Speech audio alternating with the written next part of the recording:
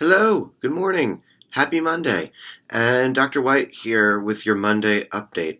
On Friday, I covered a little bit of the introduction to Module 2 and how it fits into the course. I spoke a bit about an annotated bibliography, how it's useful, what you're going to need to do, and I hope that I was able to emphasize the importance of assembling a viable collection of sources that you might use over the next several weeks.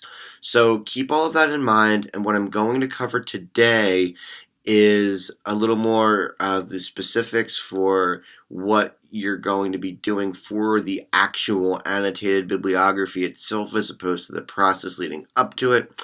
And I'm also going to briefly let you know that there are now 2 samples posted to Blackboard. One is an example of a successful annotated bibliography from a previous iteration of this course. Now, it's not AWD writing in the health professions. It is, however, the same assignment, really. It doesn't matter which AWD section you're in. The annotated bibliography is a pretty standard research practice across any discipline. So what I'm interested in you doing here is take this sample, and I want you to note exactly what the writer does. So the actual topic that this is on, if memory serves me correct, it's primarily ecological sustainability, regulation, and climate issues related to health, actually, somewhat, but in an international context. So what I'd like you to do is get a sense for pacing. This particular writer did a really nice job of using details and particularities to show the text that he was working with in the summary. So basically, it's good summary writing. And the second paragraph of each entry does a great job of thinking through precisely what the source's use value might be to his project. And that, I think, is an underappreciated but difficult value for this project, is that it offers you the opportunity to think 4 steps down the road and say, okay, I'm reading an article about topic X. How the heck could I use this? What different papers could I write? How could I use different parts of this article differently? So if you're more concerned with some of the information or the main argument, you might point that out. Maybe you want to compare and contrast methods across a few different peer-reviewed studies. So there's a lot of ways you can use these sources, and one function of the annotated bibliography is to force you to think about how you can use them, not just to summarize them, although that's important, how you can use them. And I want you to really think about that, because it's easy to kind of write a helpful but short summary and then say, it'll be helpful if I write about these topics. You need to be more nuanced than that. And that's something that this particular sample paper, it's a real strength of its. So I want you to take note of that. I will say that this particular writer was quite, I wouldn't say wordy. In fact, there's not a lot of wasted words, but he did write a lot. So don't necessarily feel compelled to produce a 1,500 word annotated bibliography. That's a little bit long, but at the same time, like, the level of detail that he goes into, it's pretty darn good. So if you can do it a little more succinctly, that would be appreciated. But at the same time, it's a good example, so I'm sharing it with you. I'll shut up.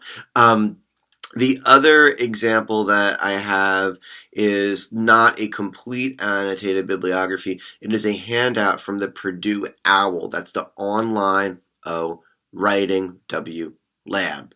OWL. So the Purdue University OWL site is largely considered, it's the industry standard, to put it bluntly, for composition writing courses, for style guides, guidelines for how to cite things, primarily formatting, research instruction. So their handouts are really pretty much the best that there are. Like, this is what you're going to get, not just in my course, but in many other sections at Northeastern or elsewhere even.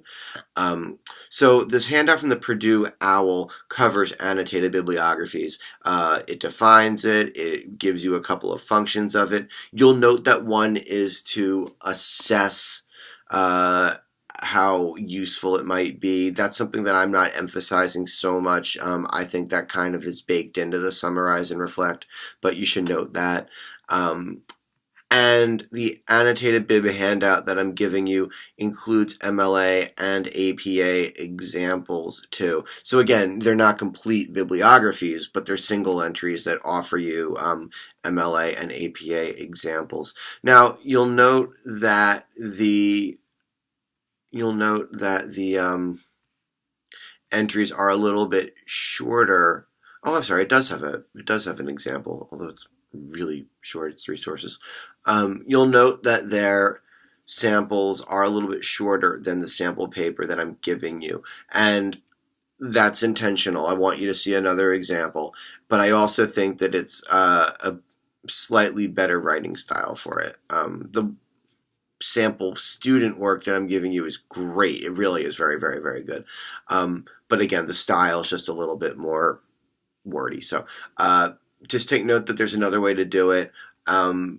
I do think that you are going to want to do 2 to 3 paragraphs per annotated entry. How long those are will depend if you have 2 or 3.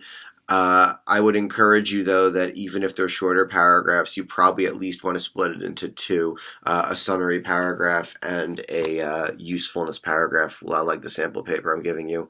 If you want to split it into 3, like one of the examples in the Purdue OWL one, it's their sample MLA. If you want to split it into 3, where you can summarize, assess, and then annotate, that could work too. I'm sorry, summarize, assess, reflect. That could work as well. So 2 or 3 paragraphs, length depending just on how many you want to split it into. And how many does the annotated bibliography? 6 sources? That's what I thought. Okay. 6 sources. You'll have a sense for what they look like after you look at these handouts.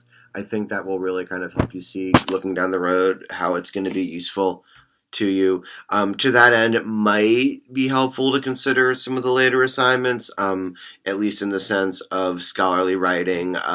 What are scholars in your particular concentration, focus, interest writing about? And then also later on for like public writing, what do public people care about? Well, the answer there is actually whatever the experts in a field tell them to care about, because you're the expert, so you know better. But it is helpful to think a little bit down the road about how you're going to want to engage with these topics. And cast a wide net here. Do focus it enough that it's a viable project, but cast a wide enough net that you can kind of like go down a few other roads if you want to, related to what you are. You should have a main road you're following, but maybe a couple side streets you might be interested in cruising down. Maybe you want to check out the houses for sale, any good swimming pools nearby, anything like that, good bars, I don't know. So there's your samples. I'm going to post those as soon as I stop recording here. This is due next Tuesday. Now, there's no peer review again. I mentioned this on Friday. That doesn't excuse you from editing and proofreading your own work. I'm going to set out to grading your forms of writing analyses shortly, and if there's any notable issues with the style or writing, the kind of mechanics of it, it'll be reflected in the grade. But if it's anything that's like really significant, I'll reach out directly to you and let you know that you need to step your game up a little bit with that respect. Otherwise, I think I'm going to cut this video off here because I've probably rambled enough. So just a quick reminder before I go, due tonight is your inquiry question, something that you are interested in researching, and we're going to spend the next couple of days narrowing it. Later on this week, you will revise it, you will actually gather your sources, and then for Tuesday, you will write your annotations.